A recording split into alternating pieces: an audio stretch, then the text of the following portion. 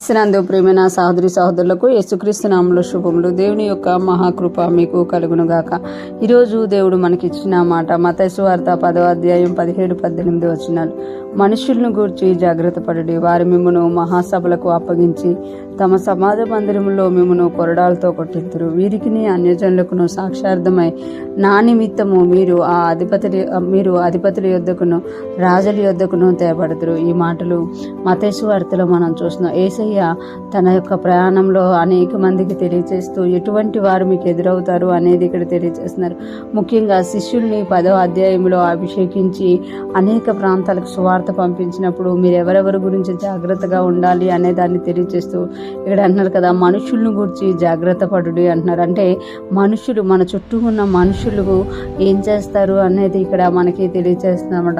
మనుషులను గురించి జాగ్రత్త పడి వారు మిమ్మల్ని మహాసభలకు అప్పగించి తమ సమాజ మందిరంలో మిమ్మల్ని కొరడాలతో కొట్టింతురు. వారు ఏం చేస్తారంట, దేవుని సువార్త మనం తెలియచేయడం వల్ల, దేవుని రాజ్యం వచ్చిందని చెప్పడం వల్ల మహాసభలకు అప్పగిస్తారంట. అంతేకాకుండా వారి సమాజ మందిరంలో మిమ్మల్ని కొరడాలతో కొట్టింతురు. అంటే మనుషులు దేవుని మాటలు చెప్పినప్పుడు ఎలాగ ఉంటారు అనేది యేసుప్రభువు వారు చెప్తున్నారు. వీరికి అన్యజనులకును సాక్షార్థమై నా నిమిత్తము మీరు అధిపతుల యొద్దకును రాజుల యొద్దకును తేబడతారు.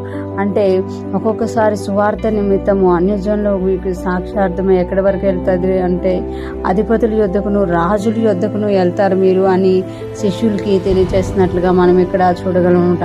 ఇక్కడ చూస్తే యేసయ్య వారిని అధికారంతోనూ శక్తితోనూ నింపడమే కాకుండా వారికి ద్వారా అద్భుతాలు స్వస్థతలు జరగడమే కాకుండా వారు ఏ విషయంలో ఎలాగ జాగ్రత్తగా ఉండాలి అనేది కూడా తెలియజేస్తున్నమాట.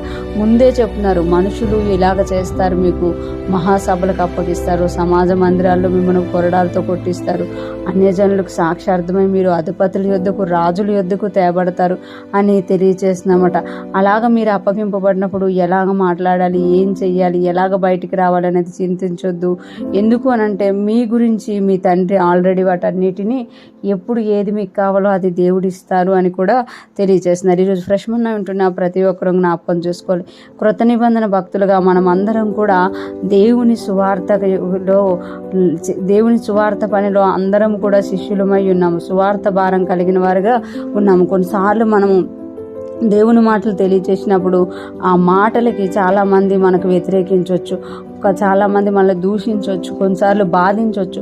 కానీ వాటన్నిటిలో కూడా మనం ఏం చేయాలి అంటే దేవుని మీదే ఆధారపడి ముందుకెళ్ళిపోవాలి. కానీ మనుషుల విషయంలో మనం జాగ్రత్తగా ఉండాలి. వాళ్ళని దూషించకుండా వాళ్ళు చేసినట్టే వాళ్ళకి చెయ్యాలి అనుకోకుండా మనం ఏం చేయాలి అని అంటే దేవుడు ఏది చెప్పారో అది చేయడానికి ఇష్టపడాలి. ఈరోజు ఫ్రెష్ మన్నా వింటున్న ప్రతి ఒక్కరూ కూడా మనుషుల విషయంలో జాగ్రత్తగా ఉంటూ దేవుని రాజ్యాన్ని ప్రకటించే విషయంలో ఆసక్తులమై ముందుకు సాగిపోతూ దేవుని రాజ్యాన్ని కట్టుదుముగాక.